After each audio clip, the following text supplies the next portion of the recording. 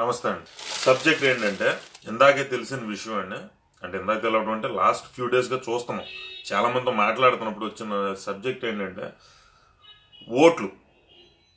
First of all data theft అనేది ఒకటి జరిగింది అనేది ఒక అభియోగం. ఇప్పుడు కేటీఆర్ గారు ఇందాక మాట్లాడారు కదా, డేటా థెఫ్ట్ గురించి విజిల్ బ్లోవర్ ఒక అతను పెడితే అతన్ని తీసుకొచ్చి మాకు అప్ చెప్పండి మా చేయించి అని చెప్పి ఆంధ్ర నుంచి పోలీసులు అక్కడికి వెళ్ళి వాళ్ళని బెదిరించడం అంటే, నువ్వు క్లియర్గా ఉన్నప్పుడు అసలు అలాంటిది అనుకుని నువ్వు ఎందుకు పట్టించుకోవాలి ఫస్ట్ ఆఫ్ ఆల్. సో మన డేటాను ఎవరో పట్టుకుంటున్నారు, మన డేటాను ఎవరో మన పర్మిషన్ లేకుండా దొబ్బేస్తున్నారు. అది ఐటీ డిపార్ట్మెంట్కి సంబంధించింది. సో ఐటీ మినిస్టర్ గారు ఎవరైతే ఉన్నారో ఆయన విషయం అది. వాళ్ళు క్లియర్గా అక్కడ అభియోగం మోపబడింది, వీళ్ళ మీద వాళ్ళు పడబోతున్నారు. నువ్వు క్లీన్ అయితే వెళ్ళు ఇన్వెస్టిగేషన్లో కూర్చుని మీరు క్లీన్ అని చెప్పి తెప్పించేసి బయటకు వచ్చేయండి. ఎందుకంటే మీరు అవతల మీద మీరు వేసేస్తున్నారు కదా కేసులు 2 నిమిషాల్లోనూ. మీకు చాలా సులువుగా ఉంది కదా కేసులు వేసేస్తాం, కేసులు లేకుండా జనం లోపల పెట్టేస్తాం, బెదిరింతాం, కొడతాం, దుర్మార్గ పనులని మీకు చాలా మామూలు విషయాలు కదా మీ దృష్టిలో. అధికారం చేతిలో ఉన్నప్పుడు మీరు ఏమన్నా చేసేస్తారు కదా, మీ ఇష్టం కదా. ఇప్పుడు మీ మీద లెజిటిమేట్గా వాళ్ళు వెళ్తున్నారో తట్టుకోండి, మీరు ఎన్నాళ్ళు తట్టుకుంటారో చూడాలని ఉంది.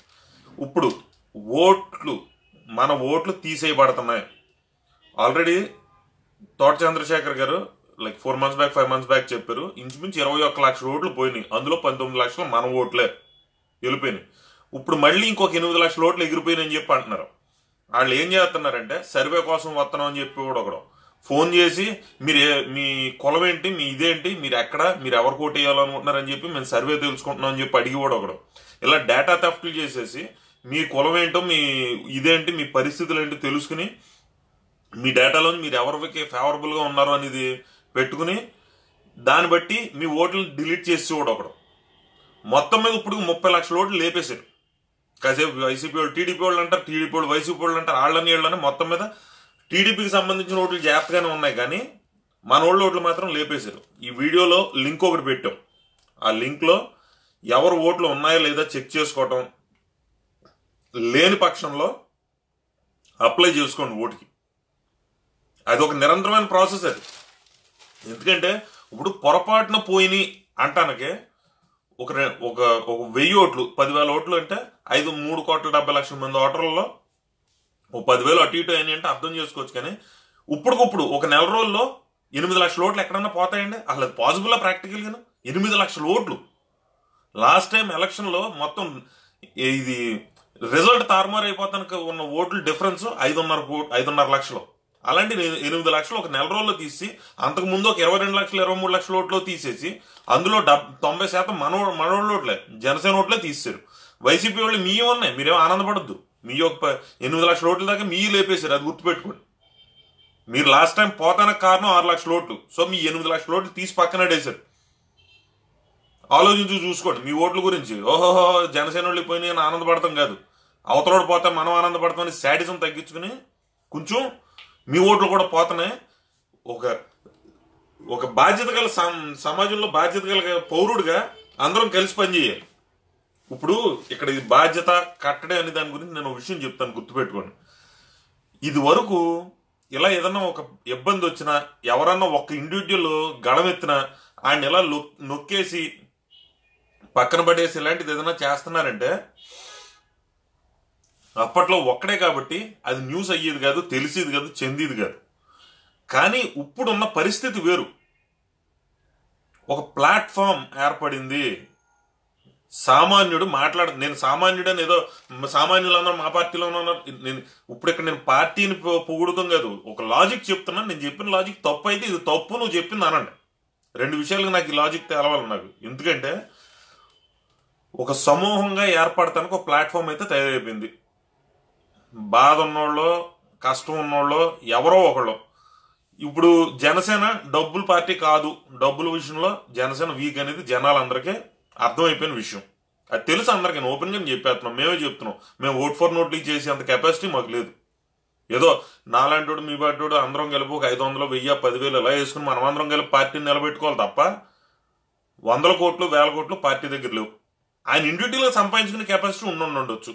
పవన్ కళ్యాణ్ అనే వ్యక్తి సినిమా చేస్తే 40 కోట్లు వస్తాయి 40 రోజులు కాల్ షీట్లకి, అది వేరు.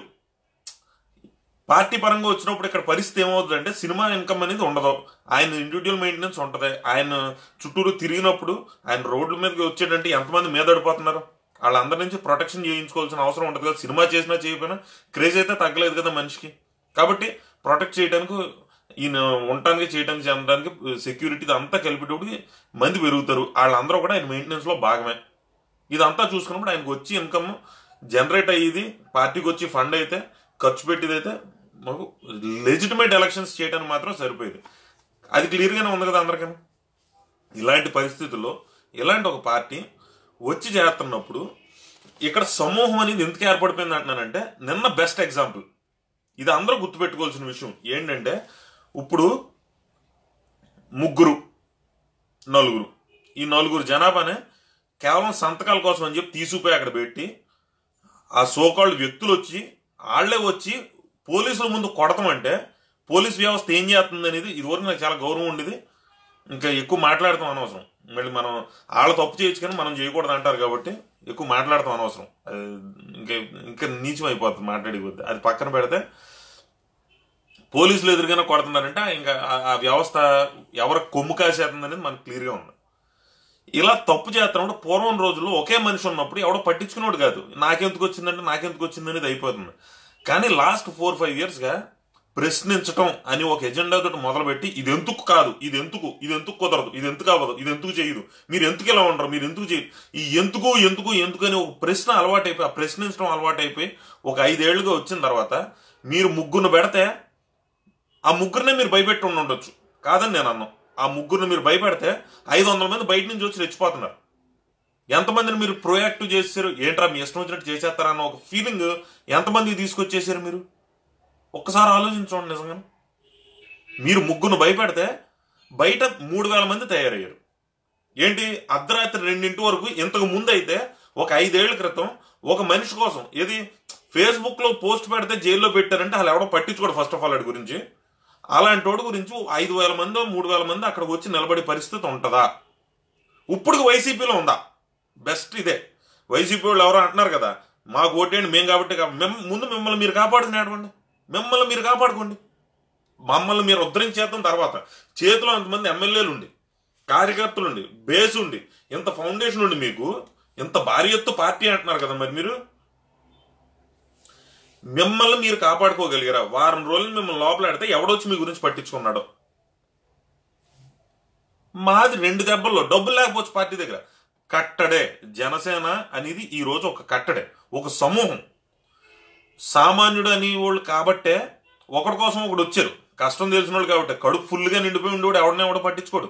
మీ పార్టీలో పరిస్థితి డబ్బులు ఎక్కువైపోయి ఒక దళారీ వ్యవస్థ ఎక్కువైపోయి మీలో మీరు గింజేసుకుంటున్నారు కాబట్టి మీకు ఎవడో రాడు. మిమ్మల్ని ఎవరన్నా ఇప్పుడు వచ్చి వారం రోజులు మీరు కూడా అంతే కదా, చంద్రబాబు నాయుడు గారి మీద పోస్టులు పెట్టారని కదా మిమ్మల్ని లోపలేసేస్తాం, ఫేస్బుక్లో పోస్టులు పెట్టారనే. కాకపోతే మీ ఏంటంటే దారుణమైన మార్ఫింగ్లు ఇలాంటివి కూడా ఉన్నాయి. స్టిల్ మీ గురించి ఎవడన్నా వచ్చి మిమ్మల్ని కాపాడేడా? మా పార్టీ వాళ్ళు రాత్రి అంతా మా నాయకులు అక్కడ ఉండి, ఇప్పుడు వాళ్ళకి ఎలాంటి అధికారికంగా వాళ్ళు ఏమీ కాదు, అయినా వాళ్ళు అక్కడ నిలబడి ఒక 3000 మంది జనాభా రోడ్డు మీదకి వచ్చేసి అర్ధరాత్రి అక్కడ కూర్చుని లాఠీ చార్జ్ జరుగుతుందన్న భయంతో అక్కడ ఉండి మొత్తం మీద వీళ్ళందరూ కలిసి మీకు పొద్దున తీసుకెళ్లి మనుషులు తెల్లారేటప్పుడు లాక్ రాగలిగారు. అవునా కదా? అవునా కాదా చెప్పండి. ఉరేసుకునే పార్టీ కాబట్టి మీ పాత చింతకాయ ఆలోచనలు, పుచ్చు ఆలోచనలు, ముసల ఆలోచనలు, ముతక ఆలోచనలు మర్చిపోతాం మంచిది. ఎందుకంటే ఆ పెంట ఒక విధంగా మీరు అలా చేయటం మాకు సులువు అవుతుందేమో. నిజం కూడా మా వాళ్ళు బాధపడుతున్నారని చెప్పి ఆలోచనతో తప్ప ఒక విధంగా మీరు ఎలాగ మీ అరాచకాలు మీరు మానరు కాబట్టి మీరు చేసే అరాచకాలు మిమ్మల్ని ఎంత మింగేస్తున్నాయో ఫ్యూచర్లో రిజల్ట్ తెలుస్తుందిగా. నేను చెప్తూ రిజల్ట్ చెప్తుంది. కాకపోతే ఆ రిజల్ట్ బలంగా నిలబడతానికి ఇప్పుడు వాళ్ళు చేసి అడ్డుకట్లు ఏంటంటే ఓట్లు తీసేస్తున్నారు. మీ ఓట్లు మళ్ళీ అప్లై చేసేసుకోండి. ఇదో కంటిన్యూస్ ప్రాసెస్. మనుషులు పుడటం, పెరగటం, ఎదగటం, చచ్చిపోవడం అనేది ఎంత కంటిన్యూస్ ప్రాసెస్. కొత్తగా వచ్చేవాడు 18 ఏళ్ళు ప్రతి సంవత్సరం ఎవరో ఒకళ్ళు వస్తూనే ఉంటారు. వాళ్ళ ఓట్లు రిజిస్టర్ చేయించండి. ఇంకా టైం ఉందా లేదా అని ప్రశ్న వద్దు. ఎప్పుడన్నా ఓటు రిజిస్ట్రేషన్ చేయించుకోవచ్చు. దానికి ఇప్పుడు వరకే లిమిట్ అనేది ఉండదు, ఎప్పటికైనా చేసుకోవచ్చు. ఇప్పుడు చేసేసుకోండి. ఈ పూట పైన లింక్ లో కనీసం 10 మంది మీరు చేసినా ఈ లైవ్ ఒక ఏమంటారు పర్పస్ అనేది సర్వైవ్ అయినట్టు ఉంటుంది. దయచేసి ఓట్లు రిజిస్టర్ చేసుకోండి. వాళ్ళు ఫోన్లు చేస్తున్నారు, మీ కులం ఏంటని అడుగుతున్నారు, మీరు ఏ పార్టీకి అంటున్నారు, సర్వేలు అంటున్నారు, అయ్యి అంటున్నారు, ఇవి అంటున్నారు, మీ ఓట్లు కట్ చేసేస్తున్నారు. గుర్తుపెట్టుకోండి, చెక్ చేసుకోండి, ముందు డబుల్ చెక్ చేసుకుని అప్పుడు ఓటు ఉందా లేదో చూసుకుని వెంటనే రిజిస్ట్రేషన్ అయితే చేసుకుని ఓటుకి అప్లై చేసేయండి. అది ఎప్పటికైనా పనికొస్తుంది ఆ ఓటు. ఏముంది, రేపు ఎలక్షన్స్ 2 విడదెత్తనం అంటున్నారు, MLA elections, MP elections, parliament, constitutional elections, assembly elections separate చేసే అవకాశం ఉందన్నారు. అప్పుడన్నా కావాలిగా ఓటు, ఎప్పుడన్నా కావాలి ఓటు. ఓటుకి రిజిస్ట్రేషన్ మాత్రం మానవద్దు. ఏళ్ళలో ఈ పుచ్చు ఆలోచనలతోటి జనాల్ని ఏం చేద్దాం అనుకుంటున్నారో చేయనివ్వండి. వాళ్ళు అనుకున్నది వాళ్ళు చేస్తారు. కాకపోతే అదే చెప్తున్నాను, ఒక సమూహాన్ని మీరు ఎదుర్కోవటం అనేది తప్పుడు ఆలోచన. అది మీకే నష్టం, అది మాకు లాభం. మీరు ఇప్పుడు చేసిన పని చేయకూడదని మేము అనుకుంటాం. ఎందుకంటే ఒక్కడు కూడా సఫర్ అవడం మా నాయకుడికి కానీ మాకు కానీ ఇష్టం లేదు. కానీ మీరు చేసి దరిద్ర పనులు మీరు అలాగే చేస్తారు కాబట్టి, మీరే వచ్చి మనుషులు పర్సనల్గా కొట్టి అంత నికృష్టమైన పనులు మీరు చేస్తారు కాబట్టి, చేయగలరు కాబట్టి, మీకు 2019లో బుద్ధి చెప్పడం అనేది ఖాయం. గుర్తుపెట్టుకోండి, రాసి పెట్టు, కూర్చోండి. మీరు చేసిన పిచ్చి పనుల వల్ల మీరు ఎంత నష్టపోబోతున్నారో మీకే తెలుస్తుంది. చూద్దామండి, జరిగిన తర్వాత కదా తెలుస్తుంది మీకు. ఇప్పుడు నేను చెప్తే ఏముంది, మీకు రిజల్ట్ కనిపించాలి. దేనికన్నా ఒకటే బెంచ్ మార్క్ అండి. మీకేమన్నా వస్తాయి, ఏం రావా, మీ నాయకుడికి అవగాహన లేదు, ఇది లేదు అది లేదు అంటున్నారు. అవగాహన గురించి ఒక విషయం చెప్తానండి. అసలు చాలా మంది తొత్తుకొడుకులు ఏమంటున్నారంటే, పవన్ కళ్యాణ్కి రాజకీయ అవగాహన ఏది అని ఒక కుళ్ళు తెలివితేటలతోటి కొంతమంది కుళ్ళు బ్రెయిన్ ఉంటుందో చూసారా, ఆ కుళ్ళు తలకాయలు, సైకో తలకాయలు కొన్ని అడుగుతున్నాను. ఆ తలకాయలకి నేను ఒకటి చెప్తాను. ఇంత రాజకీయ అవగాహన ఉన్న మీ పార్టీల నాయకుల్ని ఎప్పుడన్నా ఆ నోట్లోంచి మీకు ఉచితంగా విద్య ఇప్పిస్తాను, ఉచితంగా వైద్యం ఇప్పిస్తానని చెప్పించండి చాలు. ఏది వైద్యం అంటే 4 లక్షలు 5 లక్షలు అయితేనే మేము కడతాం, మీకు జ్వరం వచ్చినా జలుబు వచ్చినా మాకు సంబంధం లేదు, మీకు ఏ కాలాన్ని ఇరుగుపోతే దానికి 30,000 40,000 ఖర్చు అయితే ఫ్రాక్చర్ అయితే దానికి మాకు సంబంధం లేదని చచ్చు తెలివితేటలు కాకుండా కంప్లీట్గా ఫ్రీ ఎడ్యుకేషన్, ఫ్రీ వైద్యం మీకు ఇప్పించగలరా? అట్లీస్ట్ ఆ ప్రయత్నం ఎప్పుడన్నా చేయగలరా? ఆ మాట వాళ్ళ నోట్లోంచి ఎప్పుడన్నా వచ్చిందా? ఫ్రీ ఎడ్యుకేషను, ఫ్రీ హెల్త్ అనేది, ఉచితంగా వైద్యం, ఉచితంగా విద్య, మీరు కట్టి ట్యాక్స్ నుంచి మీకు ఫ్రీగా రావాలి, అందరికీ అది అందుబాటులో ఉండాలి, ఖచ్చితంగా ఊరికినే దొరకాలి, అందుబాటులోకి వచ్చే ఊరికినే ఎప్పుడన్నా మీ నాయకులు చెప్తూ ఉందా? ఇంకా ఎదవ అవగాహన ఎందుకు? రాజ్యాన్ని నెగ్గటానికి పరిపాలించడానికి చాలా తేడా ఉంది. నెగ్గి ప్రతి ఒక్కడు పరిపాలకుడు అవ్వడం, నెగ్గినంత మాత్రం నువ్వు పరిపాలించగలవు అని కాదు. రాజ్యం నెగ్గటం వేరు, రాజ్యాన్ని పరిపాలించడం వేరు. సోనియా గాంధీ గారు ఎప్పుడు గది మీద కూర్చోలేదు, కానీ పరిపాలించింది కదా. అది కరెక్ట్గా పరిపాలించింది, తప్పుగా పరిపాలించింది, కాంటెక్స్ట్ వేరు. ఇక్కడ అదే చెప్తున్నాను. అవగాహన ఉందా లేదంటే అసలు ముందు మీకున్న అవగాహన ఏంటో చెప్పండి, మీ సిద్ధాంతాలు ఏంటో చెప్పండి. మా పార్టీకి ఒక సిద్ధాంత బలం అనేది ఉందిరా. మా పార్టీ గురించి నేను ఖచ్చితంగా చెప్తున్నాను. మా పార్టీ సిద్ధాంతాలు 7 చెప్పనా నేను? కులాలను కలిపే ఆలోచన విధానం, మతాల ప్రస్తావన లేని రాజకీయం, భాషలను గౌరవించే సాంప్రదాయం, సంస్కృతులను కాపాడే సమాజం, అవినీతిపై రాజీ లేని పోరాటం, పర్యావరణాన్ని పరిరక్షించే అభివృద్ధి ప్రస్థానం, అండ్ ఇలా మొత్తం 7 సిద్ధాంతాలు ఉన్నాయి. ఈ 7 సిద్ధాంతాలని మేము లోపల పెట్టుకుంటాం, అన్వయించుకుంటాం, ఆలోచించుకుంటాం. అసలు మీ పార్టీలకు ఉన్న బేస్ ఏంటో చెప్పండి, మీ పార్టీలకు ఉన్న సిద్ధాంతాలు ఏంటో చెప్పండి. ముందు మీ ఏదో పార్టీ, మీ పార్టీకి ఈ పలానా సిద్ధాంత బలం ఉంది మా పార్టీకి, దీన్ని బట్టి మేము వెళ్తున్నామని. ఎందుకంటే ఈ 7 సిద్ధాంతాలని నేను మళ్ళీ మీకు ఎబ్రివేట్ చేయాలని ఉంటే విడివిడిగా చెప్పొచ్చు, తెలుసాయి. ఆ కాంటాక్ట్ వేరు ఉంటుంది. 7 సిద్ధాంతాలను ఎబ్రివేట్ చేయడం అనేది వేరు ఉంటుంది.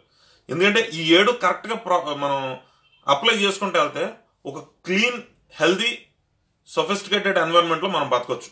ఇది ఆలోచించి చూడండి ఎవరికాడ. కాబట్టి ముందు ఓట్లు చెక్ చేసుకుని, మీ ఓటు ఉందో లేదో చూసుకోండి, ఆ ఓటుని చెక్ చేసుకోండి. ఒక మెరుగైన సమాజం కోసం జనసేన. ఈ లైవ్ కట్ చేసి ఇంకో లైవ్ పెడతాను, అందులో మాట్లాడాలి అనుకున్న రండి. Please subscribe new waves. ఇలాంటి మరిన్ని మంచి వీడియోలు కావాలని కోరుకుంటున్నారా? అయితే పక్కనే ఉన్న గంట సింబల్ను క్లిక్ చేయండి. అలాగే సబ్స్క్రైబ్ చేయండి.